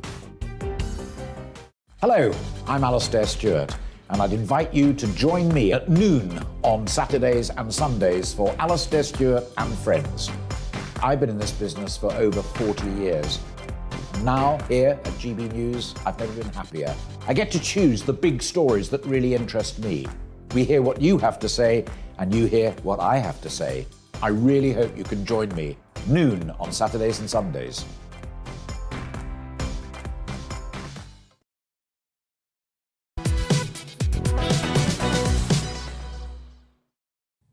Well, it's 11:23 and this is To The Point with me, Tom Harwood, here on GB News. Thank you for your company. We're live on your TV, online and radio this morning. But let's turn to a really serious story today. Potentially thousands of corrupt officers may well be serving in English and Welsh police forces, a police watchdog has warned. This new report condemns poor policing, vetting standards, and found a culture of misogyny, sexism, and even predatory behaviour towards female police officers, staff, and members of the public. It says it's prevalent in many forces. Inspector of the Constabulary, Matt Parr, says, quote, the chances of someone like Sarah Everard's murderer, Wayne Couzens, getting a job as a police officer would have been clearly reduced if measures to improve screening checks had been put in place earlier. Well, I'm delighted to say that Matt Parr, the author of this report, joins us now. Thank you so much for making the time. It's the most extraordinary report that is really quite damning in so many areas. Is what this report ended up saying what you expected it would? Well, we were commissioned to do this, Tom, and good morning, by the way, by Priti Patel when she was Home Secretary just after Wayne Couzens was sentenced. And she asked us to look at three things, and it was, is vetting strict enough? And the answer is no. That means there's a too great a chance of the wrong people joining. Secondly, did the police deal with misconduct strictly enough? The answer to that is also no. That means too many of the wrong people are allowed to stay in the forces. And thirdly, what is a culture of misogyny and sexualised, predatory sometimes behaviour towards women, like in policing? And the answer to that is not good at all. So yes, it's a disappointing report and not at all what we expected and very disappointing. And it makes a huge number of recommendations, 43 in total, in terms of how police forces should change and should tighten up, particularly their vetting procedures as well. Can you run us through some of the most important recommendations that your report sets out? As you say, 43 recommendations is an awful lot. I am hopeful that the police chiefs are going to take them on board. We've already had Martin Hewitt, the head of the Chiefs Council, saying that they need to, which is good news. The sort of things, a lot of these are detailed, they're quite concrete things. It's things like better pre-employment checks, so actually going to previous employers and saying what was he or she like. It's recording the rationale of if you're going to take a risk on somebody, and there's nothing wrong with taking a small risk. If someone's had a minor checkered past, if you're going to take risk, recording the rationale for doing so and putting in measures to protect or to minimise the risk, so greater supervision or things like that.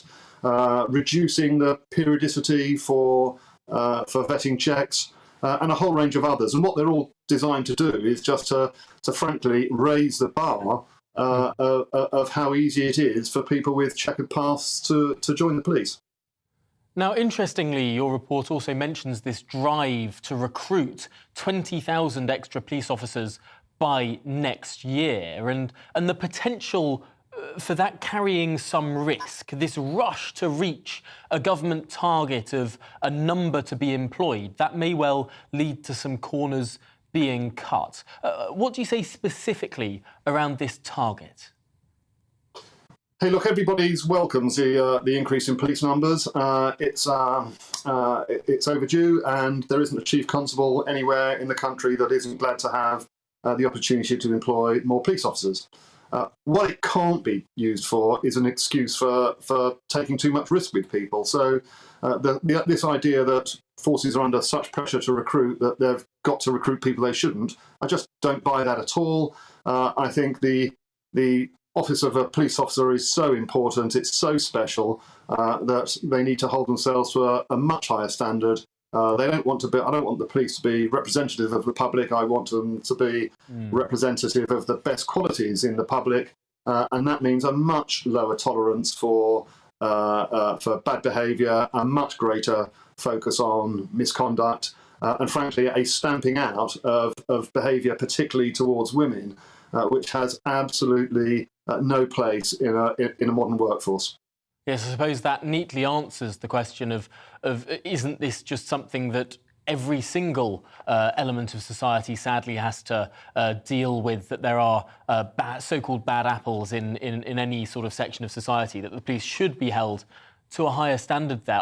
I do want to bring you the thoughts of someone who's written in to the programme. Harry has written in saying in his 25 years as a police officer, he knew of several female officers who were either sacked or disciplined for law-breaking or corruption. And Harry has said it's not just male officers who are corrupt, and if we are to deal with this effectively, we must recognise that any officer, regardless of sex, gender, sexual orientation or race, are capable of being corrupt or indeed of sexual misconduct. What's your response to Harry? Of course, Harry's absolutely correct. The same standard should apply across the board, but I think it's naive not to recognise that where the majority of the outrageous sexualised behaviour is in the direction of women. I mean, there will be exceptions, I take that, but what we heard from literally thousands of women who responded to a survey that we put out was in almost every case they had been on the receiving end of behaviour which shouldn't be tolerated. And we're not talking about workplace locker room banter. We're talking about much more serious than that: harassment, and in some cases assault, which was probably criminal. So this isn't. Let's not belittle. I take what Harry says, but let's not belittle the problem and pretend it works both ways in equal measure. It doesn't. Well, Matt Parr, it's been an absolutely fascinating discussion. Thank you so much for making the time, and do come back if indeed the police do accept these 43 recommendations. Let's follow this one particularly carefully. It does affect us all. Thank you for your time. Well, after the break, later on today, the Defence Secretary Ben Wallace will face questions from MPs on the UK's contributions to NATO. And the autumn budget will reveal whether the new Prime Minister Rishi Sunak is indeed committed to increase defence spending to 3%, like his predecessors were, 3% of GDP, I should say. But before that, let's look at this morning's headlines.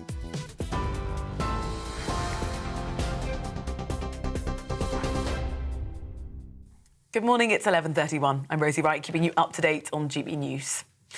Thousands of corrupt police officers could be serving in England and Wales, with a report blaming poor vetting.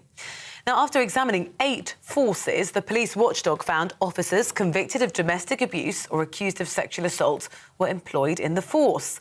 The report says the vetting process is questionable at best, and it found a common culture of misogyny, sexism and predatory behaviour towards female officers. More migrants are expected to be moved from the controversial Manston Processing Centre in Kent after hundreds were relocated yesterday. 4,000 people were reportedly held at the site, which is supposed to have a maximum capacity of 1,600. Well, Immigration Minister Robert Jenrick says the number of people at the facility has fallen substantially. The Prime Minister, Rishi Sunak, has reversed his decision on the COP27 summit, saying he will now attend the event in Egypt next week. Well, a new poll shows nearly 6 in 10 people think the government isn't doing enough to tackle climate change. More than a third also say the UK needs to do more to help poorer countries tackle the problem. The price of basic food items like tea bags and milk have risen significantly over the last month.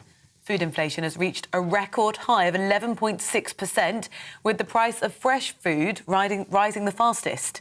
The British Retail Consortium say higher costs of ingredients, energy and worker shortages have pushed up prices. The former Health Secretary Matt Hancock has defended his decision to appear on a reality TV show. Arriving now in Australia to appear on I'm a Celebrity, Get Me Out of Here, he says it will take him to a place where the people are, not sitting in ivory towers in Westminster. He resigned from Cabinet last year after breaching guidance on social distancing. He's also had the Conservative whip suspended. We're on your TV, online and DAB+ radio. This is GB News.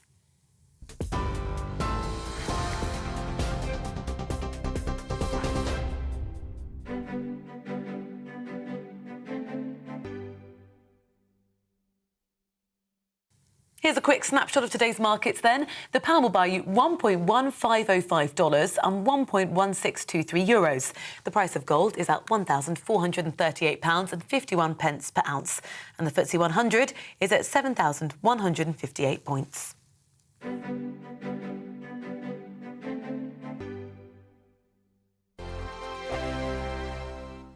Hi there, it's Stephen and Anne.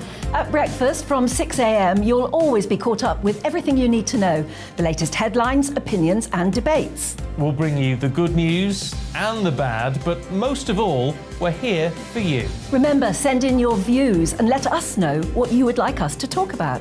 That's because we're your news channel. And every morning at 6 a.m, it's breakfast on GB News.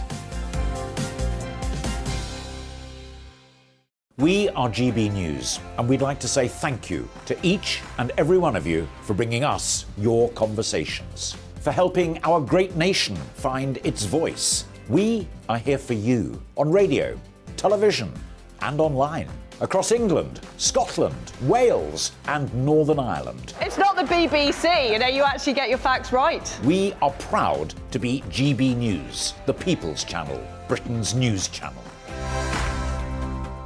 Join me, Nana Akua, on Friday, Saturday and Sunday afternoons on GB News. Expect fiery debate and passionate discussion as me and my panel tackle some of the biggest topics hitting the headlines. It's a place for everyone's opinion. No one gets cancelled, but no one gets an easy ride. Oh, she's on it today! Be ready for conversations that are fierce, frank, and of course, fun every Friday, Saturday and Sunday afternoon from 4 p.m. on GB News. On Mark Dolan tonight, we have a simple plan, which is to inform, stimulate and entertain in equal measure. It's all about getting your opinions on the national television airwaves. I love my viewer emails, mark@gbnews.uk. So do join me every Friday, Saturday and Sunday for big guests, big opinions and a big presenter. 6'5", don't you know? See you then on GB News.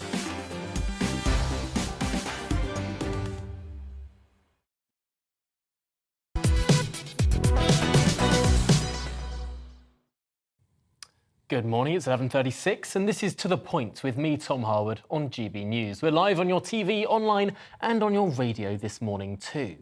Well, coming up soon, it's Prime Minister's questions, but after that, there's another set of questions in the House of Commons, this time to Defence Secretary Ben Wallace. He'll be asked by MPs on the UK's contributions to NATO and also on the potential for escalation in Ukraine.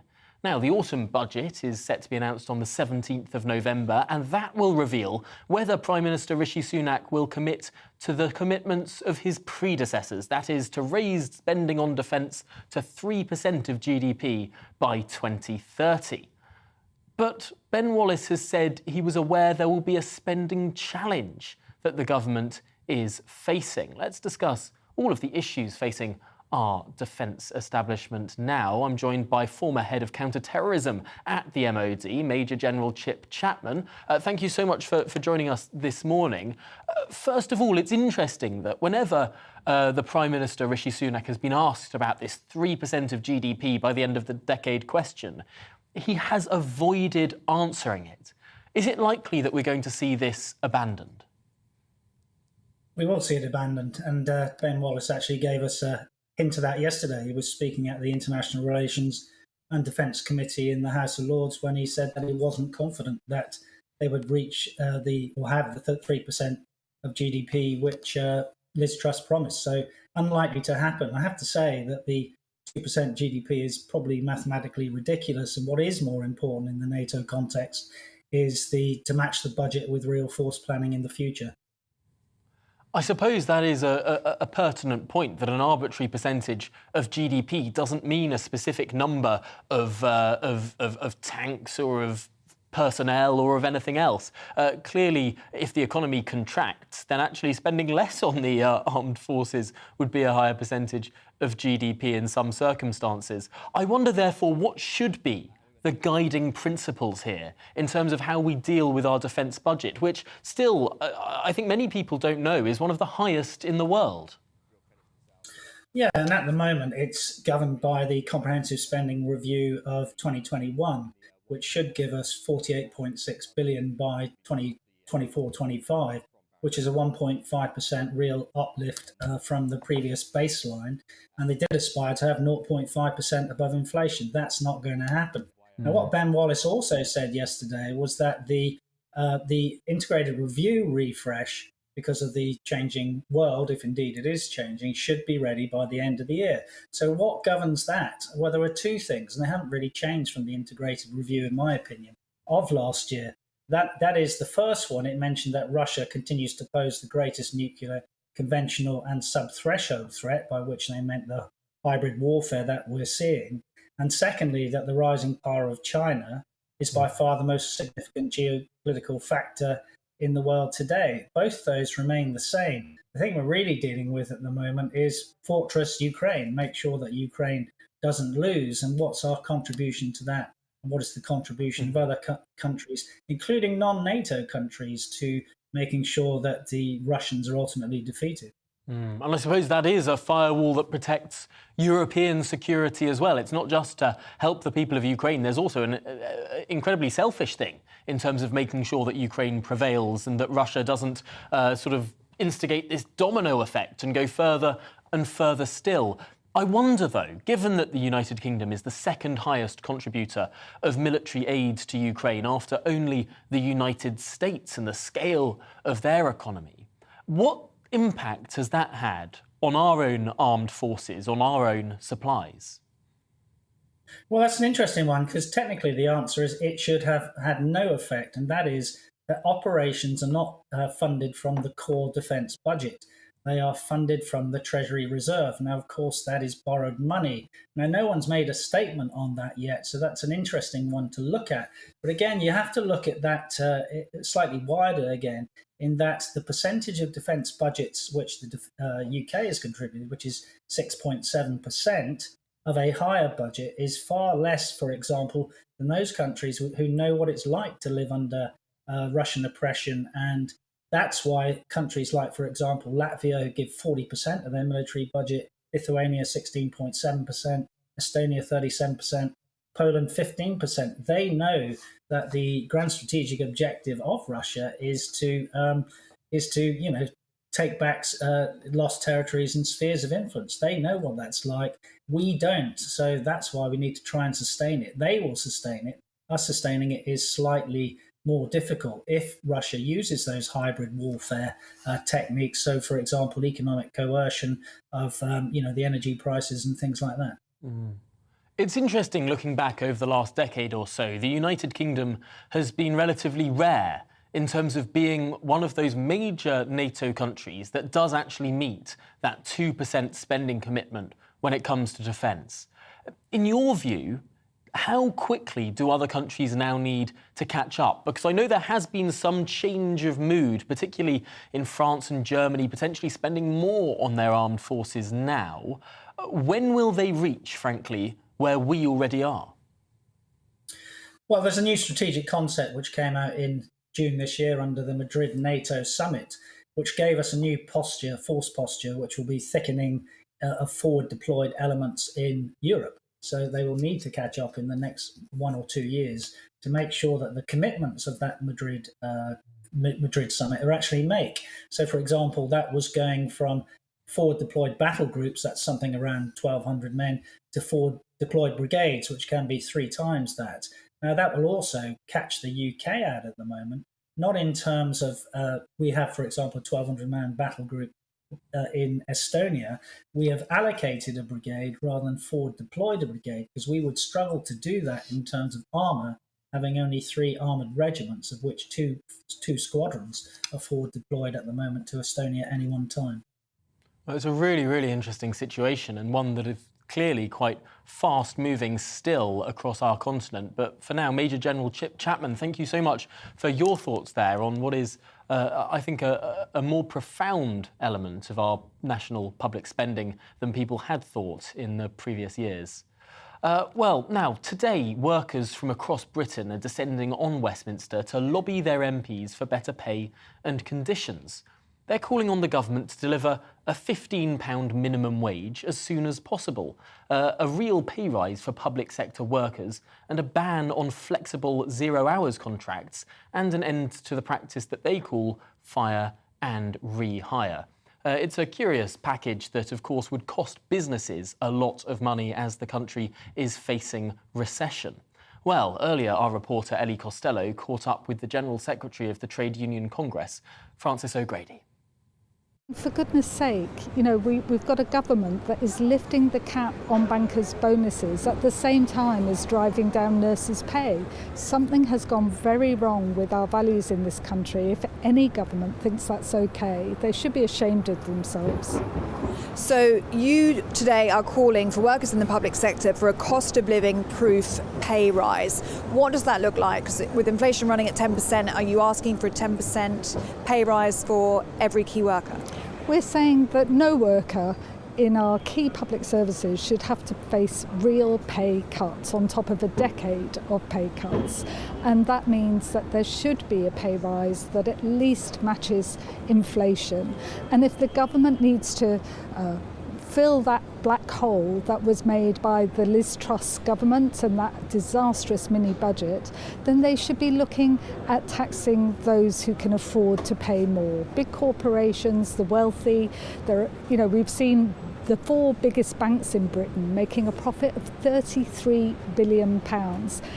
Greedy energy giants raking in billions. It's about time that the government knocked on their door to help fill that gap, rather than keep coming back to working people and treating working families like a cash till.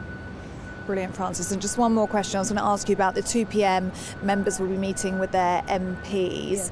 How is that going to look like, and what will people be asking for? Well, we've got hundreds of public service workers, key workers right across the economy who've made appointments with their MPs, and will be saying very clearly to them that, you know, enough is enough. Working people deserve respect and deserve a fair pay rise, and we need a general election. I'm afraid, you know, people just aren't prepared to pay for this government's mistakes anymore. They're not prepared for another round of deep cuts and austerity to our precious public services. We need to sort our values out in this country, and I think the only way we'll sort it out is with the general election. Francis O'Grady there calling for more tax rises and also against austerity. Well, clearly forgetting there that austerity comprises tax rises. It's about fiscal consolidation. That's not just spending cuts. And of course, in that statement on the 17th of this month, we're expecting to see both tax rises and spending cuts, austerity cuts both ways. Well, let's get a couple more of your views in the last few seconds of this programme. Val has written in to say, I won't be surprised now if Sunak suddenly stops supporting Suella, and before we know it, Robert Jenrick is Home Secretary. Well, I'm not sure about that, Val. I think Rishi Sunak really does like that balance in the Home Office. He's tried to create that more unified party. I don't know whether it will work or not. And of course, Jenny has written in saying, COP27 is not very green. in that hundreds of people are travelling to Egypt. Well, private jets flying into Egypt might not be the imagery that a lot of the green establishment wants to see. I'm looking forward to having a look at that when all of the world leaders fly in just a week or so's time. Well, that's it from us here on To The Point. Coming up next, it's GB News Day with Mark Longhurst and indeed, Prime Minister's Questions. Hello, I'm Aidan McGivern from the Met Office. More lively